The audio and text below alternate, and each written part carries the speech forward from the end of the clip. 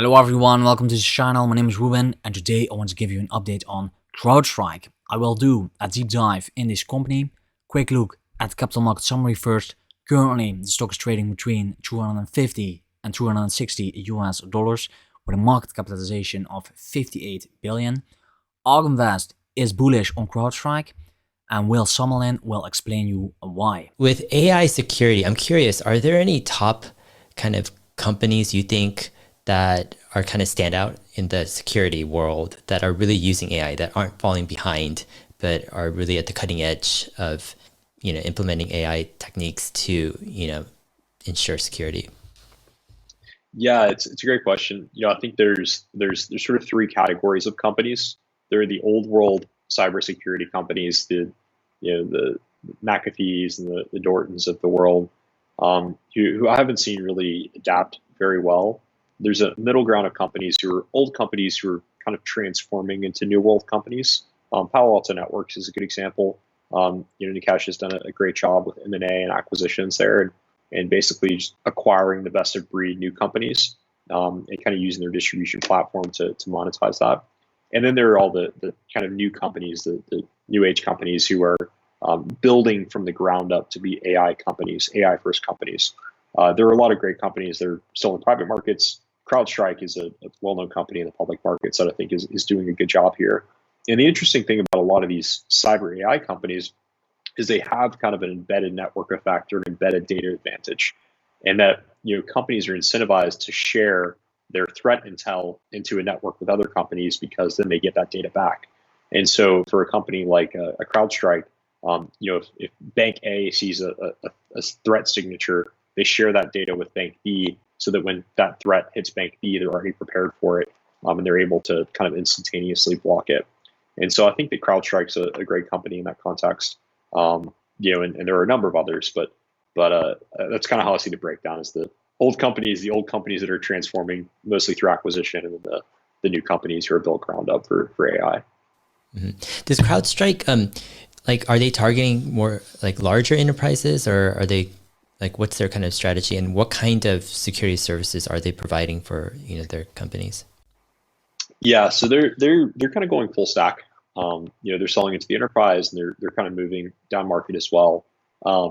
They're selling, historically they've been selling like endpoint security. Every security company, it's a very interesting industry in that every security company is basically trying to build a portfolio of security products. And so they all start with one kind of niche product. So CrowdStrike, endpoint security. Others started with other kind of niche security products. Some started with email security. And from there, they try to build a product portfolio of, endpoint security, and then, access governance, and then behavioral analytics, and then threat intelligence. And so CrowdStrike's doing the same thing.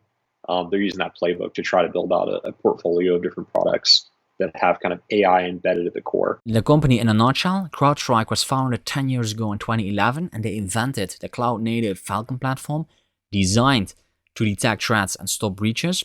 The Falcon platform and its modules are implemented with the goal of protecting the entire network through focused security measures on endpoints such as laptops, desktops, phones, and cloud workloads. And here you can see different kinds of modules that they sell to companies, whether it is like endpoint security that covers EDR, next-gen antivirus, but they also offer cloud security, which is really relevant during the COVID-19 period when most of the people were working from home.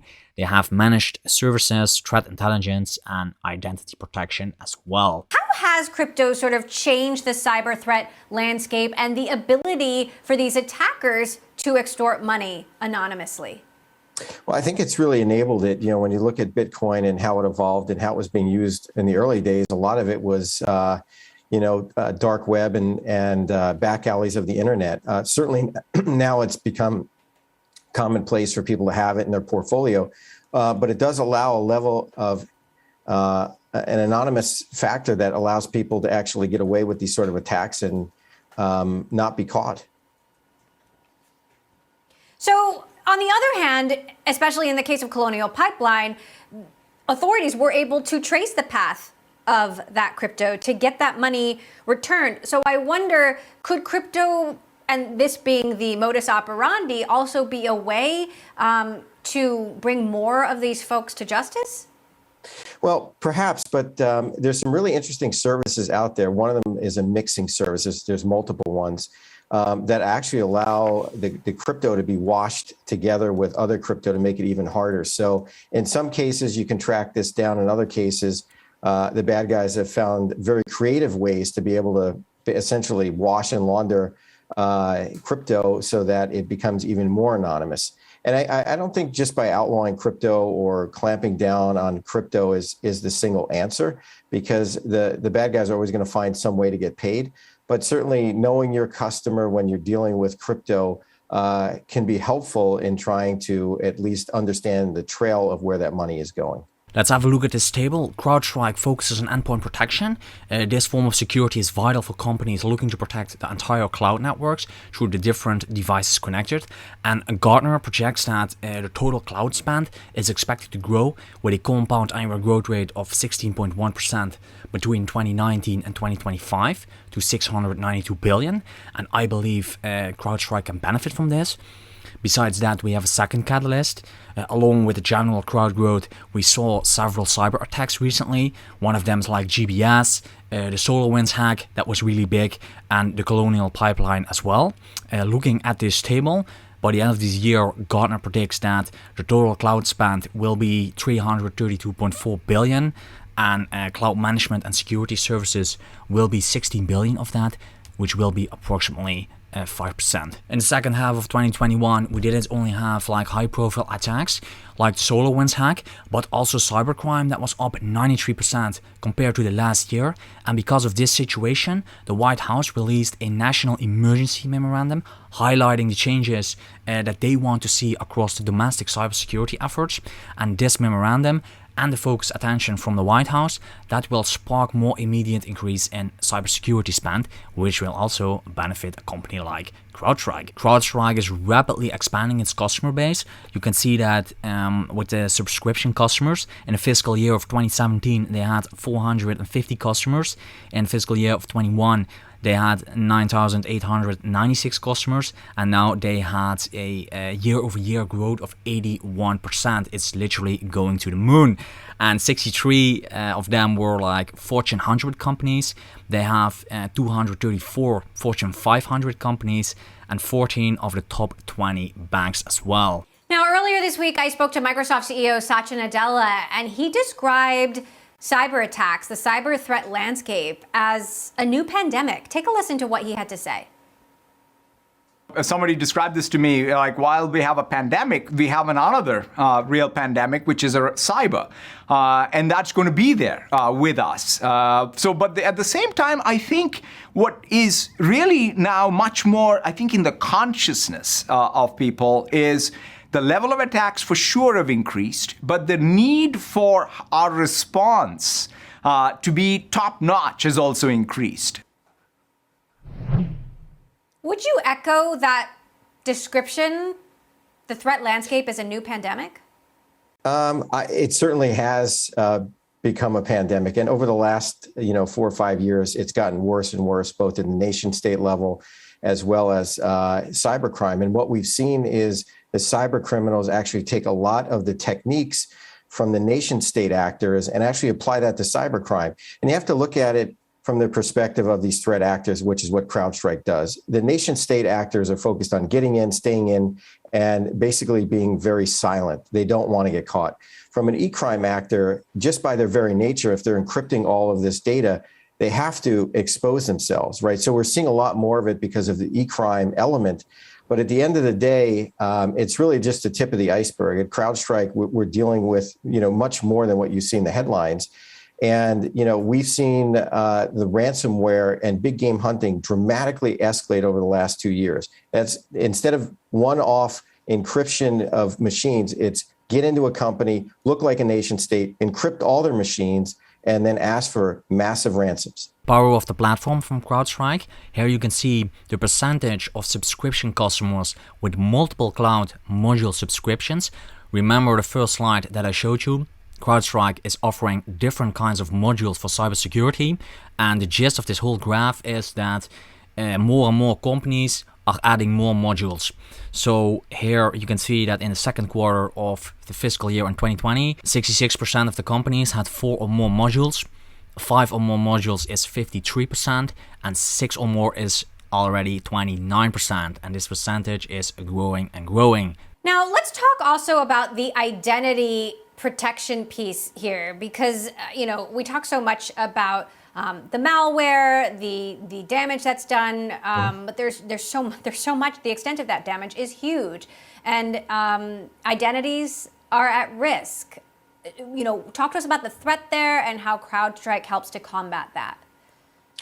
Well, yeah, and it really comes down to zero trust. And when we think about these attacks, certainly there's malware that is being used every day. There's, hundreds and hundreds of thousands, probably over 1 million pieces of malware created a day at this point. Obviously, it's problematic, and those are things that we stop automatically with our Falcon technology. But also, zero trust is really important. So is it really George who's logged into her computer? Or is it Emily who's logged in? Where do you want to go on that network?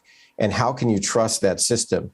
And that's one of the things that we've really pioneered on the endpoint is zero trust, being able to identify using AI, whether that user is in fact, George or Emily, and being able to prevent these lateral movements, which we've seen in every attack. And when we think about going to the cloud, we saw this with the sunburst activity and the hacks, is the directory services are vulnerable both on-premise and in the cloud. And we've seen a lot of attacks in those areas as well. So something that has to be locked down, and we're happy that we're pioneering the charge there. There's a strong customer retention and expansion. And on the x-axis we have time, and on the y-axis we have the percentage of net retention rate, also known as NRR.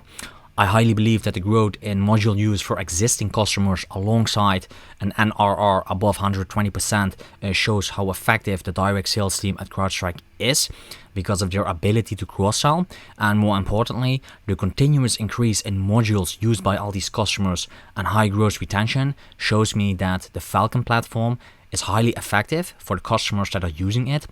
While the sales team may be able to keep short-term growth intact, I believe the module performance is also a key for the long-term sustained growth for CrowdStrike. Now, something else interesting happened this week in that REvil, which is the cybercrime group that we believe was behind the JBS Hack, Russia-based group, or a group with ties to Russia, seems to have disappeared. This, of course, after President Biden's sit down with President Putin. Now, President Putin doesn't exactly do everything that the U.S. wants him to. What do you think actually happened in this case? Well, as a couple of scenarios, really, maybe they were taken out offensively by the U.S. government. Don't know. That hasn't been announced. Maybe they were asked by the Russian government, asked, I say in quotes, to stop their services. Or many times they just shut things down and reconstitute themselves because essentially the heat is on. And if we think about a lot of e-crime, just think about the physical world. You have a lot of businesses that are criminal in nature. They just shut down, bankrupt themselves, and move on and just reconstitute themselves with a new name. And this group actually was a group that did that. They shut down a couple of years ago in their old name, and they reconstituted themselves as REvil. So it's quite likely they will come back. And even if they don't, there will be many other e-crime actors to take their place. In terms of ARR, the company is also growing very rapidly. On the x-axis, we have time. The gray color here represents the starting ARR, which is going up massively over time. And also net new ARR is growing. And they had like 70% ARR year-over-year growth, which is expected to grow in the future as well. Now, when you look at the second half of the year, what are the key trends do you expect to see? Will we see as many ransomware attacks as we saw in the first half, or more? I think more. We see 200, 300,000 new samples of ransomware literally every month. And these are very targeted in nature in many cases. And, there's ransomware as a service, which basically, if you're an e-crime actor, you may not even have the skills to create this ransomware. You can just buy it as a service. And in the case with REvil, you would actually pay them a cut. So given the business models, given how low probability is to actually get caught, it really is a big business with a lot of return. And we have not seen it subside. We've only seen it increase, which is why it's so important to protect those endpoints and workloads in the cloud. The following chart illustrates CrowdStrike's broad and expanding security platform and its growing total addressable market. CrowdStrike estimates the total addressable market of 2021 to be 36.5 billion, consisting of several components such as corporate workload security, IT operations management, log management, and identity protection. Over a 2-year period, they expect a compound annual growth rate of 9% to 43.6 billion in 2023, and CrowdStrike currently has about 13,100 customers, and it believes it has ample headroom to grow as legacy vendors have more than 100,000 customers. And because of CrowdStrike's first mover advantage, I believe the company will also be a future long-term winner as well. So how about competition and international growth? Let's now listen to the conference call. Hi guys, congrats on a great quarter. I have 2 questions on the market. When we discuss with distributors, there are 2 things that come up, and I want to ask you about the importance of automation, and that's in specific in relation to the selling point of SentinelOne. And second, about the price difference between you two. As far as I understand, and please correct me if I'm wrong, they compete with you with a lower price solution. Is price a significant factor in the sales process? Thanks. Sure. I think if you buy into the marketing hype, that's one thing. But if you look under the covers, we have more automation by far than any other competitor, including S1. I mean, that's how we get the scale. That's why the product is easily deployed. That's why we can drive cost from out of the customer base because it does it automatically. When you look at the totality of all the services, again, we're focused on stopping breaches, not just, we didn't come from a malware product that we try to bolt on other pieces. We built this from the ground up. So on the pricing standpoint, we sell on value, and we routinely win with a higher price point because the product works. It doesn't blow up machines. It's scalable. And people are talking to other customers saying, what are you using and how is it working? And, again, we're focused on stopping breaches, not just dealing with malware. And I think that serves us well. So, low-cost options, I think you get what you pay for. There's a difference between a Fiero and a Ferrari. And, we happen to be the Ferrari model, and that's what a lot of customers want. Do you feel any pricing pressure in the market, or we're not yet at this stage? There's always going to be competitive deals that are out there, whether it's next-gen competitors or legacy players, and you have to play each deal by ear, if you will. But at the end of the day, we're gonna compete on value, which we have, and I can tell you there's a lot of deals we win where we're higher priced than our competitors, and I think the product is differentiated enough in the true platform. When you look at the technology, only one with the forensic modules, only one with the identity module. We've got an amazing growth in Spotlight, predictive vulnerability management. So when you strip out all the PowerPoint and noise, you got to look at what really works and what are big customers focused on rolling out, and it's CrowdStrike. Thanks. Hey guys, great quarter. Not that growing 64% is bad in your international business on a year-over-year basis, but with it being only 28% of revenue, why is it growing still slowly than the U.S.? George, maybe you could talk about the international progress, your priorities there, and is there a different go-to-market approach perhaps you need in order to really unlock the opportunity internationally? Yeah, so when we look at international growth, I think you got to look at how strong the U.S. has been. So, when you look at the U.S. growth, it's been on fire for sure. And internationally, I think that's you always continue to build out your capacity there, your partner network, and that's a key piece. We're just more mature in the U.S. and we have more mature partners. So we continue to focus on that. I think we've had some really great international wins, some big players that are out there. And, we continue to focus on the key areas and the key geographies. I don't know, Bert, if you have any other comments on that piece. Yeah, so, this goes back to the fact that we're looking to, continue to invest aggressively, and international markets is one of those areas. I think we've got, opportunity out there to take more share. When you're comparing it to the U.S., we have a high-grade problem where the U.S. is still really super strong. And as George already mentioned, we're still in early innings in a number of logos and customers that we have. 13,000, it's great. We're really proud of that. But it's a drop in the ocean when you compare it to, some of the legacy players that have had over 100,000 customers. So we think about that opportunity internationally to be out there, and we're going to aggressively go after it. A quick look at CrowdStrike's financials. I will look at the left column. That's the 3-month ended of July of this year. Total revenue came in at 338 million. They make a distinction between subscription revenues and professional services. Subscription revenues is approximately 94% of the revenue, with a total of 316 million, and professional services accounted for 22 million. Looking at the gross profit, the company is making a positive gross profit of 247 million. Zooming in on the operating expenses, CrowdStrike makes a distinction between sales and marketing, research and development, and general and administrative. All of this is going up because the company is heavily investing into growth, and as a result of that, CrowdStrike is not making any profit right now because net loss in the last quarter was 57.3 million. So what are the opportunities for CrowdStrike? Well, first of all, CrowdStrike is rapidly adding these new customers. They have higher win rates, new customer additions, larger initial contracts, and upsells that continue to drive this enormous growth. The CEO said during the conference call that they want to become the Salesforce of cybersecurity. Well, I like that metaphor. The company is building an unassailable position in the industry, and its platform security approach is helping displace legacy point products and foreclosing opportunities for the next generation players.